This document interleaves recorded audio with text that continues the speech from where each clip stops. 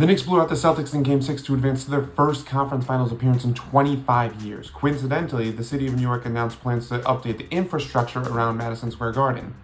Out of necessity. Can you imagine getting out of a lengthy coma on Friday night and being discharged into the streets of New York City?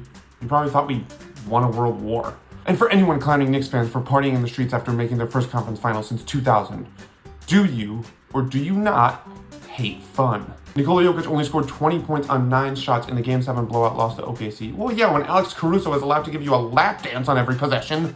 And do you know why the refs let OKC get away with so much physical contact in the Game 7 win? Because they're freaks who get off on that stuff. Okay, now on to the conference finals.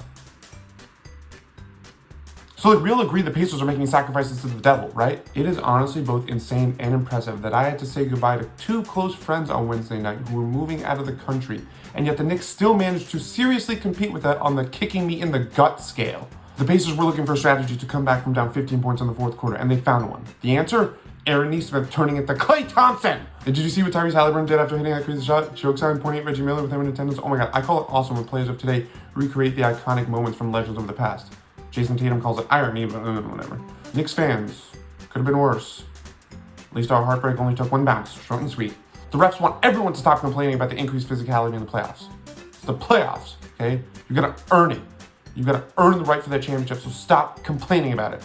Unless you're SGA, okay? Nobody hurts their baby boy. It was revealed that SGA would be named MVP after Shams leaked the announcement early because that's the only way he can get off nowadays. Remember when I felt like the MVP announcement used to mean something? Like they used to build up the press conference, they used to demand that you tune into the trophy presentation with a whole hoopla and whole aura surrounding it. Now it just feels like they look around the room and they're just like, that guy. So, it would appear that only one of Anthony Edwards or Julius Randle is allowed to play well in these conference finals. That does not feel like a good recipe for success. And it turns out Minnesota's strategy of shooting piss poured from beyond the arc didn't work in Game 2 either. Will it work in Game 3? Will they switch up the strategy? Find out Saturday night. Chris Paul was in attendance for OKC's Game 2 victory over Minnesota, and Scott Foster was irate that he couldn't give him a technical.